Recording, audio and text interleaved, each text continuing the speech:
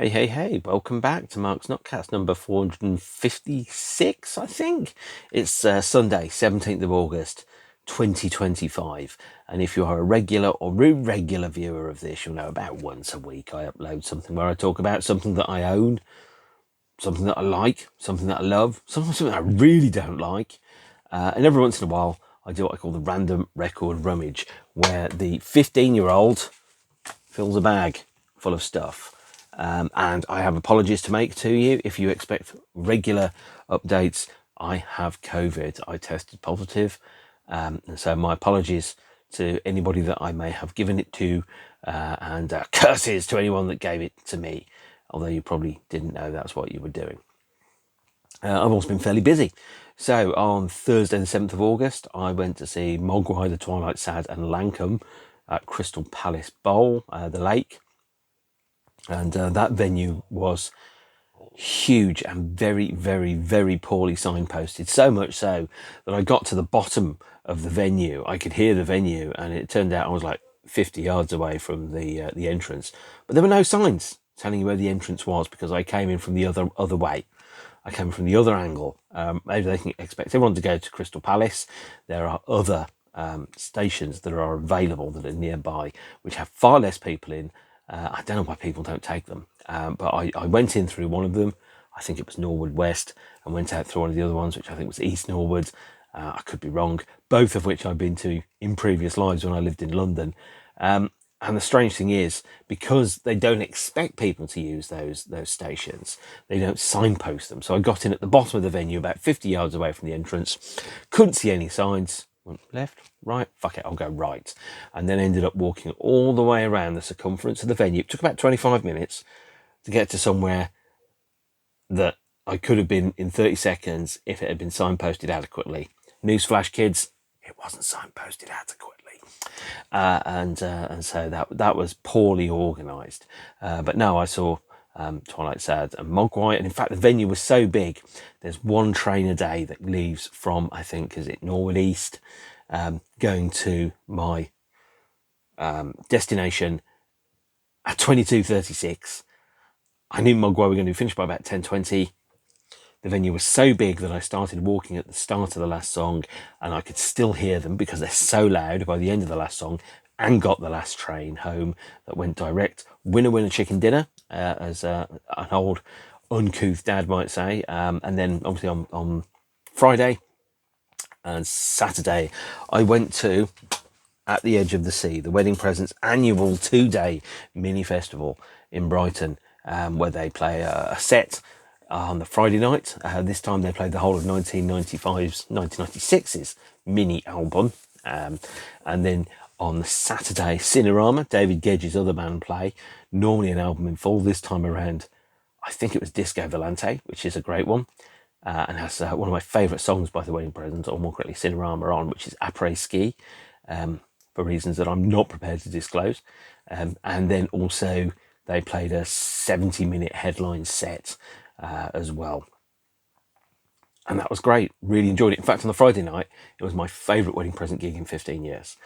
So they played almost all of my favourites. Interstate 5, Bewitched, Flying Saucer, I Am Not Going to Fall in Love with You.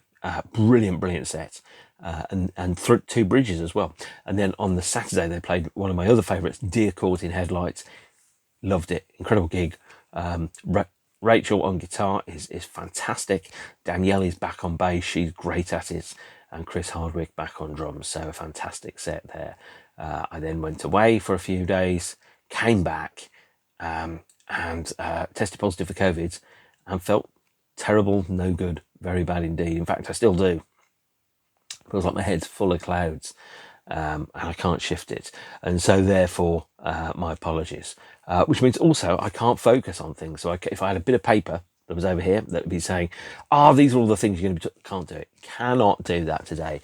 The only thing I can do today is the random record rummage inside my not famed, actually I bet most people don't even notice every time I do it. It's a shining bag, but inside my shining tote bag. So let's see what there is. Rules. 1 LP or 12-inch, 1 CD, 1 DVD, 1 Blu Ray, one book, 1 7-inch. Let's go in size order. So I think the first one is a CD. Let's see what this is. Oh, okay. Yeah, right. So this is 1989, The Best of Power of Dreams, an Irish band that I absolutely love. And Power of Dreams are a band that should have been absolutely fucking huge. And I say that with all emphasis on the F word there, because they have some of the finest songs. For me, their debut, Immigrants, Emigrants and Me, and their second album, To Hell With Common Sense, had the kind of songwriting that I'd only previously seen from an Irish band called U2. So their debut, Immigrants, Emigrants and Me, has some of the finest songs that came out of Ireland in the 80s. So this one has, for example, 100 Ways to Kill a Love, Stay, Never Been to Texas, Cancer, There I Go Again. These are great songs, actually. Accessible, melodic, very well structured, very memorable. It's completely baffling why they weren't more popular, aside from the fact that when the second album, To Hell With Common Sense, came out, I'm led to believe that the record label decided to kill the band for tax loss purposes, and then sank them under an enormous amount of debt and stopped making the records, which means I think they got dropped like the week the second album came out, which is such a shame. Imagine if U2 had got dropped the week that October had come out and you'd never heard of them again. You go, amazing debut album, we would never have got the rest of their career. So yeah, fuck you, Polydor. You've killed other bands before. You're killing it again. I hate it when they do this.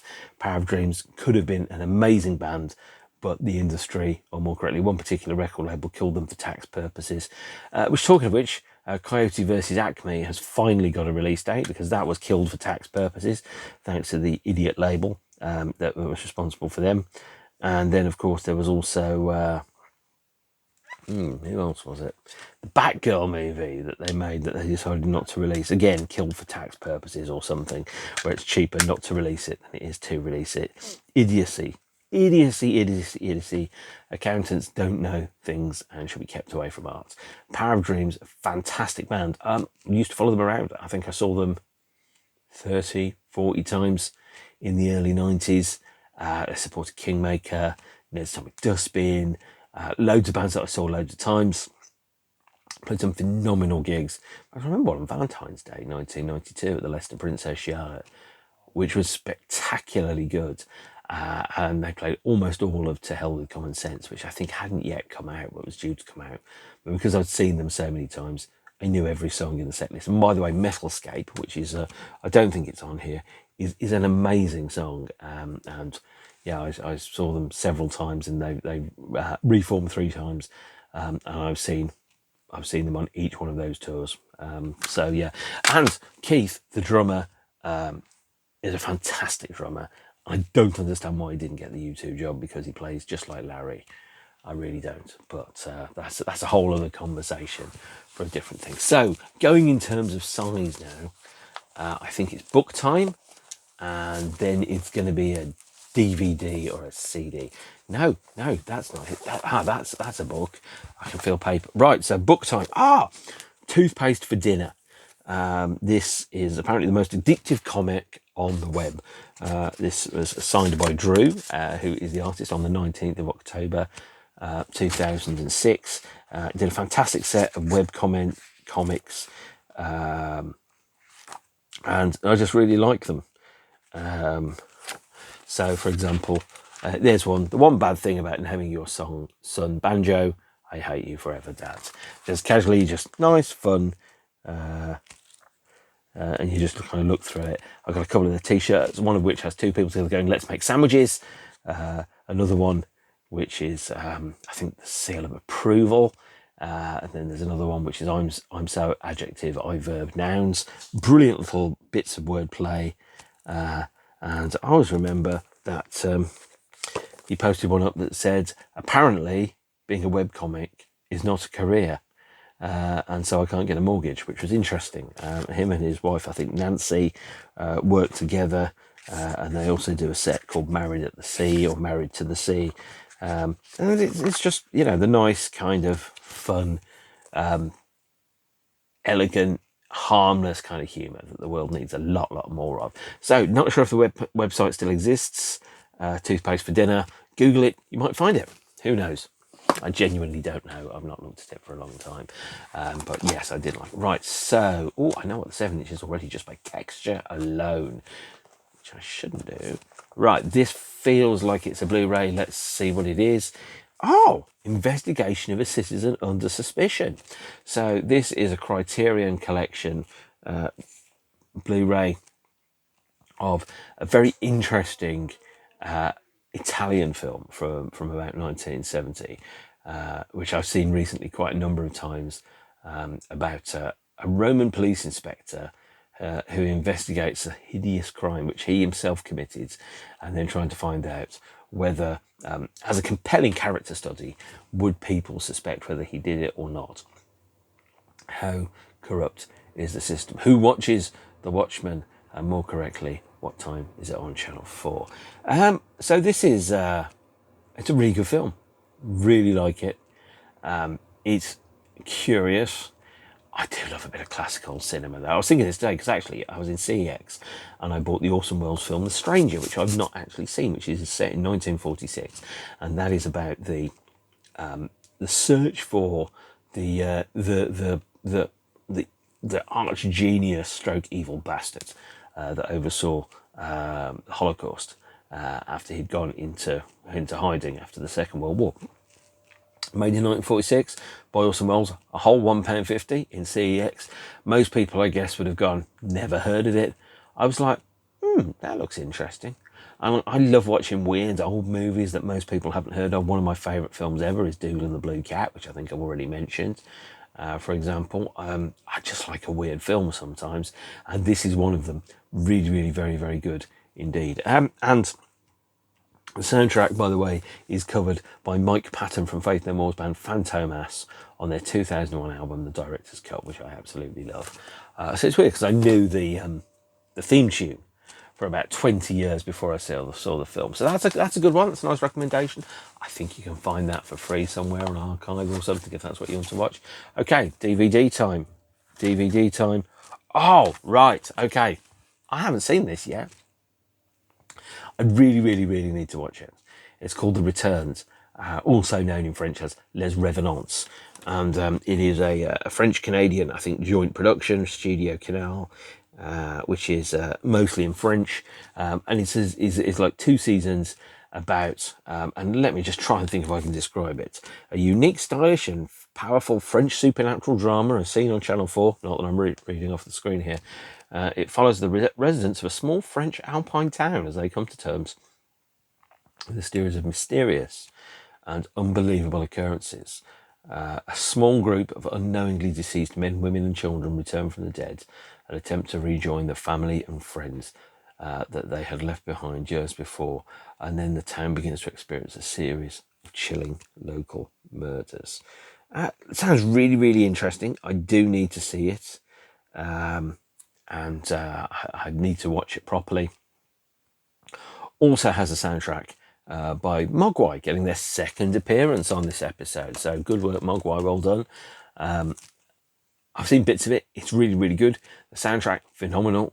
And basically I need to watch it again and get better and closer to it. But my pile of stuff to be watched is huge at the moment. It includes all the original Battlestar Galacticas, Twin Peaks The Return, because I bought the complete A to Z to A repack recently, which is the American 22-disc Blu-ray box set, featuring all the extras, the film, the TV show, all the making ofs and absolutely everything that's in there.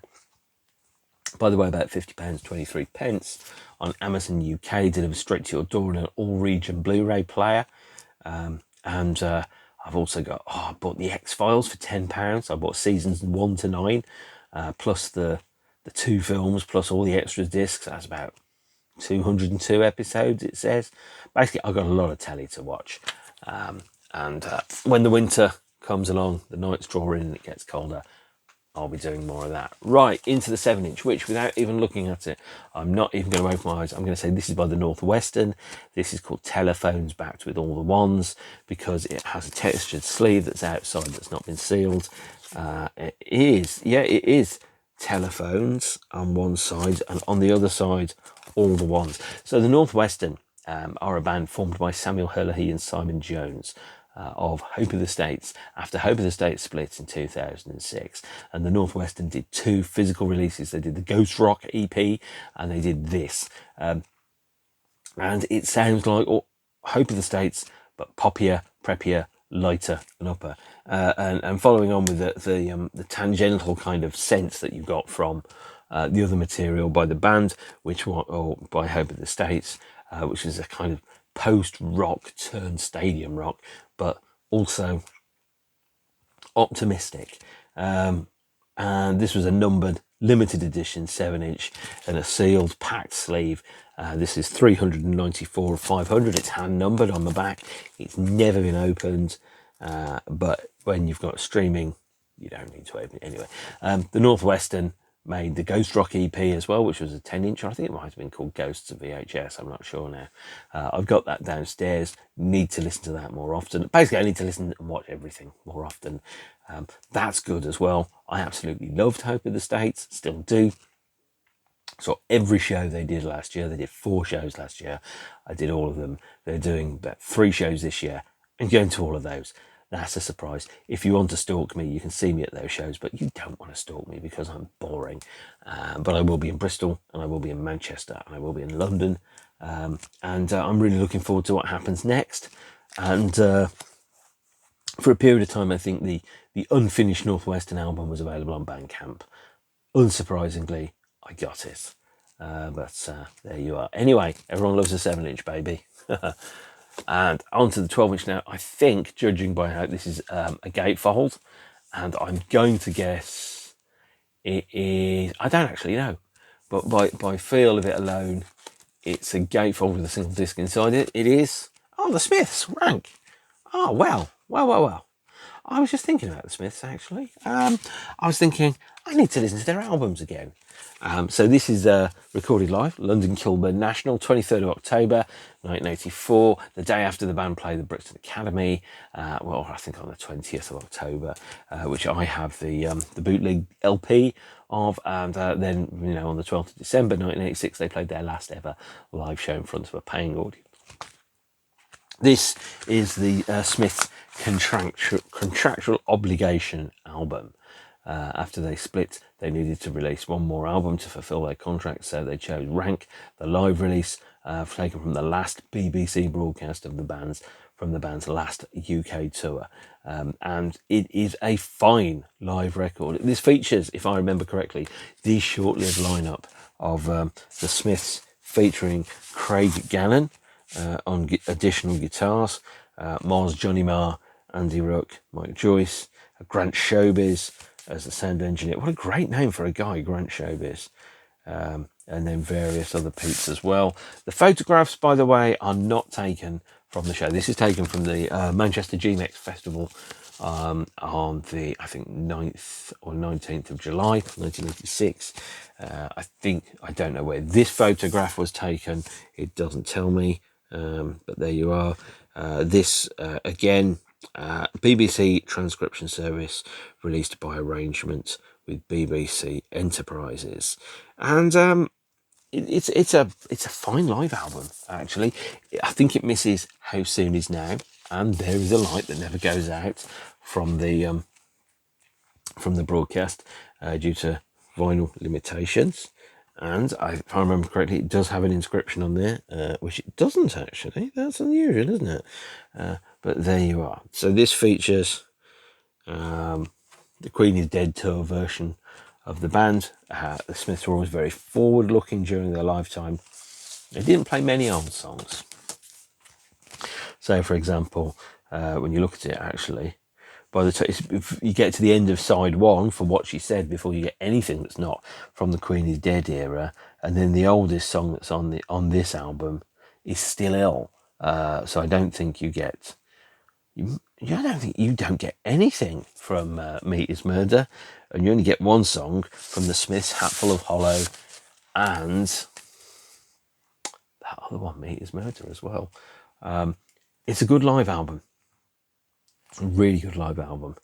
And the Smiths are one of the very few bands that perhaps had a period of time where they could have reformed, but they didn't. In fact, I think Morrissey's somebody that's never really gone backwards in his career. Now, you can argue all manner of things about him, and later on in future episodes, as I get further into his discography, I undoubtedly will do that. But for now, you know, the Morrissey has never become a nostalgia act. He's never played the set list that people want. He's not ever going to be like an indie version of Depeche Mode or AC/DC, where you know what you're going to get. You know the last hour is going to be, you know, you're the one for me, Fatty. We hate it when our friends become successful. Suede head, every day is like Sunday. Now my heart is full. The more you ignore me, the closer I get. And then a bunch of Smith songs. You just don't get that with Morrissey. If you're lucky, you might get a B-side from 1991. And by the way, that B-side will be The Loop, which is fantastic. But there you are. That is my random record rummage. I'm astonishingly tired now. I haven't spoken this much in weeks in one go, and I am quite tired. And I might go and have an ice cream and a sit down. So thank you for watching if you've made it this far. Hope you've enjoyed my excursion through all my random shit. And I will hopefully see you soon when I feel better. Because right now, although you can't see it, I'm sweating a lot. My throat is very sore. I'm running a banging headache, and I have to stop now. So thank you for watching. I'll see you all again some other time. Big sigh. Okay, like Big Hero 6, low battery. Time to go. Right. See you anon, my lovelies. Bye-bye.